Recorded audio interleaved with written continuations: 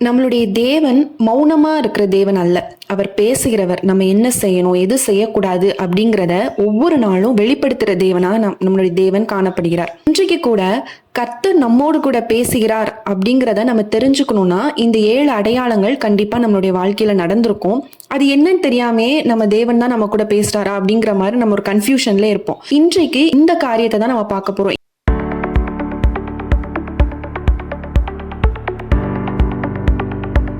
இந்த 7 அடையாளங்கள் உங்களுக்குள்ள இருந்துச்சு அப்படின்னா கர்த்தர் உங்களோட பேசிக்கொண்டிருக்கிறார் அப்படிங்கிறத நீங்க உணர்ந்து கொள்ளலாம். ஒவ்வொரு நாளுமே வச்சுக்கோங்களேன், கர்த்தர் ஏதோ ஒரு விதத்துல நம்ம கிட்ட பேசுறதுக்கு வருவாரு. ஆனா நம்மளால அது ஐடென்டிஃபை பண்ணிக்க முடியாது. இது நம்ம நினைப்போம், இது நம்மளா யோசிக்கிறோம், நம்மளா திங்க் பண்றோம் போல, நம்ம இதை நினைச்சிட்டே இருக்கனாலதான் இது ரிப்பீட்டடா வந்துட்டு இருக்கு, அதனால நம்மளுக்கு நம்ம ஆண்டவர் பேசுறதுல நம்மளா நினைக்கிறோம் அப்படின்னு சொல்லியே நிறைய நாள் நம்ம இதை ஸ்கிப் பண்ணிட்டே நம்ம போயிடுவோம். வேதத்துல கூட ஒரு வசனம் இருக்கு. யோவான் 10ஆம் அதிகாரம் 27ஆம் வசனத்துல சொல்லப்பட்டிருக்கு, என் ஆடுகள் என் சத்தத்திற்கு செவி கொடுக்கிறது, நான் அவைகளை அறிந்திருக்கிறேன், அவைகள் எனக்கு பின் செல்கிறது அப்படிங்கிறத நம்ம இங்க பார்க்கிறோம். இது கர்த்தரை விசுவாசிக்கிற ஒவ்வொருத்தருக்கும் ஆப்ஷனல் கிடையாது. இது ஒவ்வொருத்தருக்கும் உள்ள பர்த் ரைட்னு கூட சொல்லலாம். அவரோட சத்தத்தை கேட்டே ஆகணும். என் ஆடுகள் என் சத்தத்தை கேட்கும்னு ஒரு விஷயத்த சொல்றார். கேட்கும், கண்டிப்பா அவங்க கேட்டுதான் ஆவாங்க. அவங்க எனக்கு சொந்தமாக இருந்தாங்க அப்படின்னா என்னுடைய சத்தத்தை கண்டிப்பா கேட்பாங்க அப்படிங்கறத அந்த வசனம் சொல்லுது. அப்போ உண்மையிலேயே நம்ம கேட்கிறோமா? அவரோட சத்தம் நமக்கு கேக்குதா? காரணமே இல்லாம திடீர்னு நம்மளுக்கு நைட் நேரத்துல ஒரு திடீர்னு முழிப்பு வந்துடும், தூக்கமே அதுக்கப்புறம் வராது.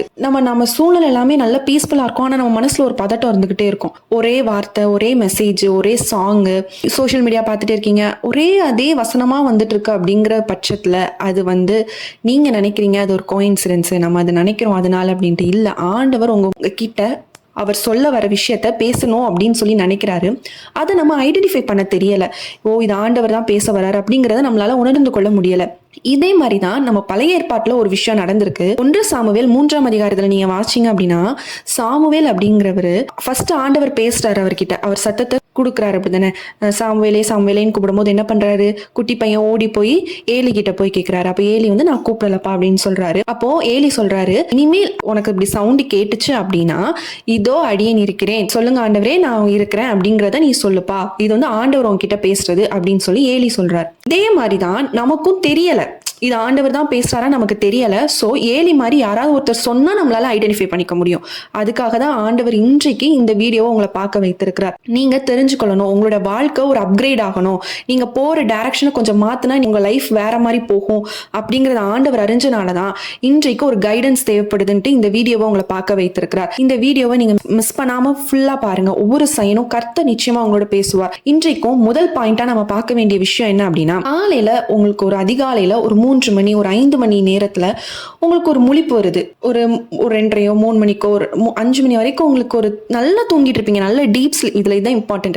நல்ல டீப் ஸ்லீப்ல இருப்பீங்க. திடீர்னு உங்களுக்கு ஒரு முழிப்பு வரும். அதுக்கப்புறம் நீங்க என்னதான் உருண்டு உருண்டு நீங்க படுத்தாலும் வச்சாலும் உங்களால எதுவுமே பண்ண முடியாது. மார்க் 1ஆம் அதிகாரம் 35ஆம் வசனம், அவர் அதிகாலையிலே இருட்டோட எழுந்து புறப்பட்டு வனாந்தரமான ஓரிடத்திற்கு போய் அங்கே ஜெபம் பண்ணார் அப்படின்னு சொல்லி நம்மளுக்கு இங்க வேதத்துல சொல்லப்பட்டிருக்கு. பிதாவோட தொடர்பு கொள்றதுக்கு எது முக்கியமான நேரமா எடுத்துட்டாரு நீங்க பாத்தீங்கன்னா, இருட்டோடே எழுந்து, அந்த இருட்டோட ஹைலைட் பண்ணப்பட்ட பாயிண்டா இருக்கு. அப்போ உலகம் தூங்குற நேரத்துலதான் என்ன பண்றாரு, பிதா பேசுறாரு தேவனோட. அப்போ உங்ககிட்டயும் இந்த இரவு நேரத்துல உங்களுக்கு ஒரு முழிப்பு வருது அப்படின்னா நீங்க நல்லா நோட் பண்ணிக்கணும், உங்ககிட்ட ஆண்டவர் பேச வராரு.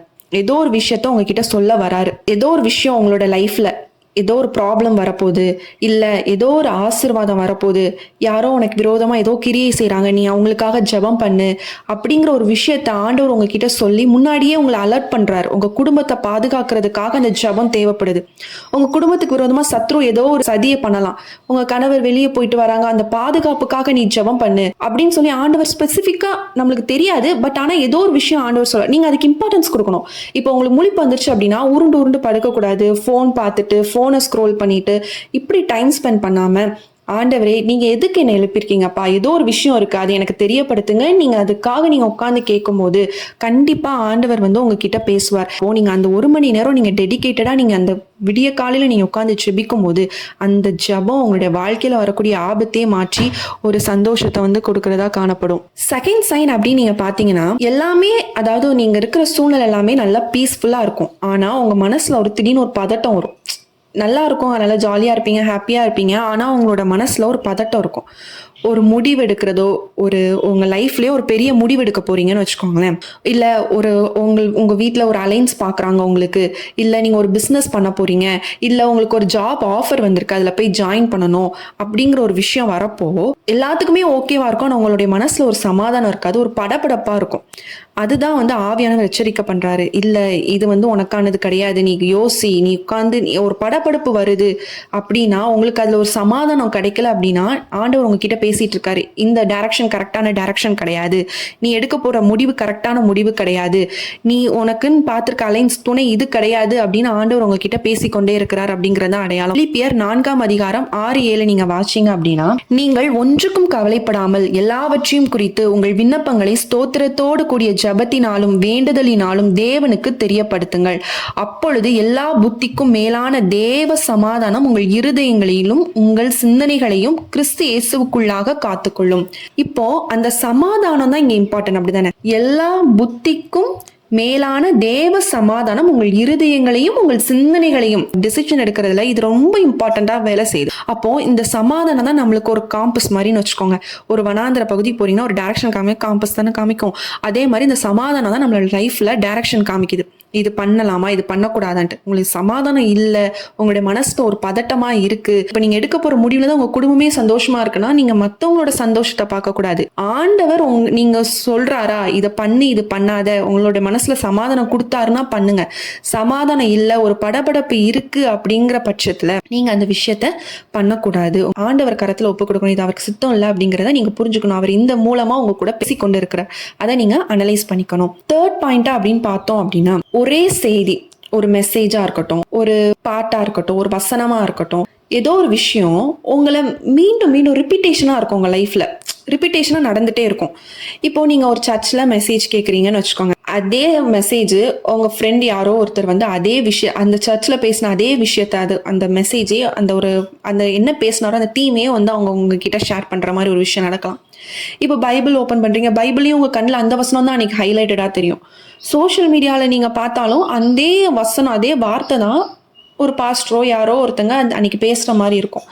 இந்த மாதிரி உங்களுக்கு திரும்ப திரும்ப ஒரு விஷயம் வருது அப்படின்னா, அது கோஇன்சிடென்ஸ் கிடையாது, அது ஒரு கன்ஃபர்மேஷன். ஆண்டவர் உங்ககிட்ட வந்து சொல்லி கொண்டிருக்கிறார்.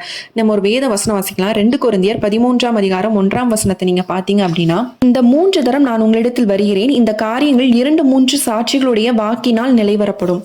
அதாவது ஆண்டவர் 2-3 தடவை என்ன பண்றாருன்னா நம்மகிட்ட பேசி உறுதிப்படுத்துற தேவனாக அவர் காணப்படுறார். சரியா? பார்வோனுக்கு தரிசனம் வருது, அதாவது ஒரே கனவு 2 டைம் வருது.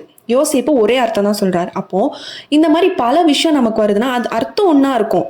இதுதான் ஆண்டவர் சொல்ல வருவார். ஆனா பல மூலமா நம்ம வந்து புரிஞ்சுக்கணும், நம்ம அதை கன்ஃபர்மேஷன் எடுத்துக்கணுங்கிறதுனால பல விஷயமா ரிப்பீட்டேஷனா ஆண்டவர் வந்து பேசுறாரு, உங்ககிட்ட பேசிட்டு இருக்காரு அப்படின்னா நீங்க அசட்டை பண்ணாதீங்க. ஆண்டவர் உங்ககிட்ட பேசி கொண்டு இருக்கிறார். ஆண்டவர்கிட்ட கேளுங்க, என்னப்பா நான் இதை வந்து நான் கண்டினியூ பண்றேன், நீங்க பேசுறா நான் உணர்றேன் அப்படிங்கிறத நீங்க ஆண்டவர்கிட்ட சொல்லுங்க.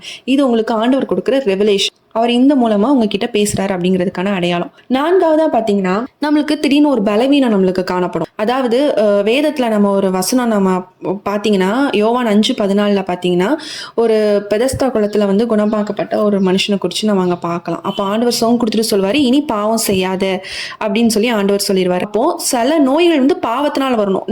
நான் இங்க சொல்ல வரல.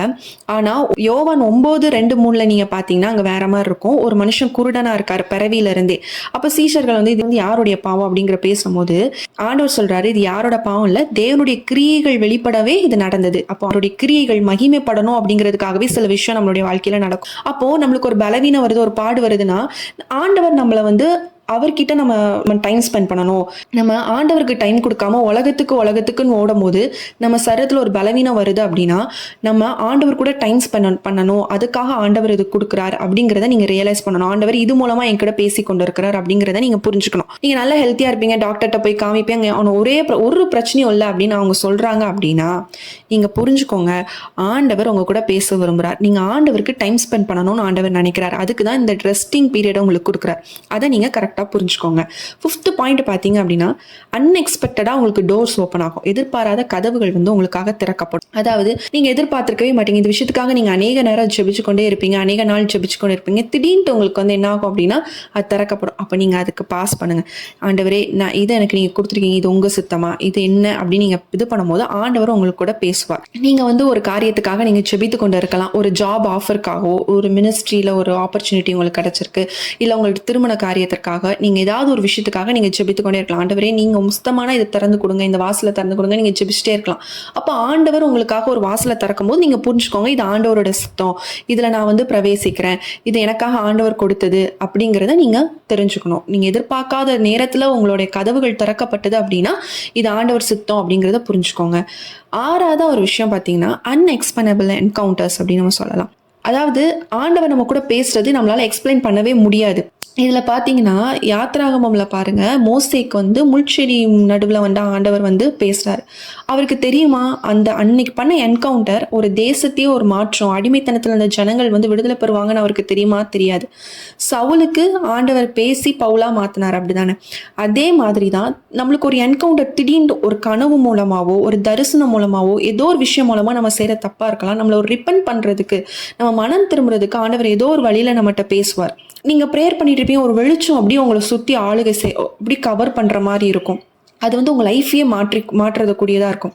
அப்போது இந்த மாதிரி உங்களுக்கு ஃப்ரீக்வெண்ட்டாக வருது, அடிக்கடி இந்த மாதிரி விஷயங்கள் வருது அப்படின்னா ஆண்டவர் உங்ககிட்ட பேசுகிறார். அந்த என்கவுண்டர் காலிங் அது உங்களுக்காக.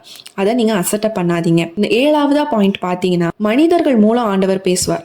இப்போ பேசின எல்லாமே வந்து ஆண்டவர் ஒவ்வொரு விஷயமா உங்களுக்கு வெளிப்படுத்துவார். இது எதுக்குமே நம்ம செவி கொடுக்காத பட்சத்தில் ஆண்டவர் மனுஷங்களை உங்களுக்கு கொண்டு வருவார். ஒரு நண்பராகவோ, ஒரு பாஸ்டர், உங்கள் பெற்றோர், உங்களோட பேரண்ட்ஸ், உங்களோட கூட பிறந்தவங்க யாரோ, ஒரு மென்டார் யாரோ இருக்கட்டுமே, ஒரு ஸ்ட்ரேஞ்சராக கூட இருக்கலாம், வந்து உங்ககிட்ட வந்து சொல்லுவாங்க. நீதிமொழிகள் 11ஆம் அதிகாரம் 14ஆம் வசனம் சொல்லப்படுது, ஆலோசனை இருக்கிற இடத்துல என்னன்னு அதாவது ஜெயம் கிடைக்கும் அப்படின்னு சொல்லி நம்ம இங்கே பார்க்குறோம். ஆலோசனை இருக்கிற இடம். அப்போ அவங்க வந்து உங்களுக்கு ஒரு ஆலோசனை கொடுப்பாங்க. நீங்கள் வந்து ஒரு விஷயத்துக்காக ப்ரேயர் பண்ணிட்டு இருப்பீங்க, ரகசியமாக ஒரு விஷயத்துக்காக, யாருக்குமே தெரியாது. நீங்கள் ப்ரேயர் பண்ணிட்டு இருக்க விஷயம் எந்த மனுஷங்களுக்குமே தெரியாது. நீங்களும் ஆண்டவருக்கு மட்டும் தெரிஞ்ச ஒரு விஷயத்த யாரோ ஒருத்தர் வந்து, ஒரு மனுஷங்க வந்து உங்ககிட்ட வந்து பேசுவாங்க. அப்போனா நீங்கள் புரிஞ்சுக்கணும், ஆண்டவர் பேசுகிற விஷயம் இது அப்படிங்கிறத புரிஞ்சுக்கணும். ஆண்டவர் ஒரு தடவை மட்டும் பேச மாட்டார், 1 2 3 தடவை நம்மளுக்கு கன்ஃபர்மேஷன் கொடுப்பார். அப்போது இது ஒரு விதமான அவர் பேசுகிற ஒரு விதங்கள்.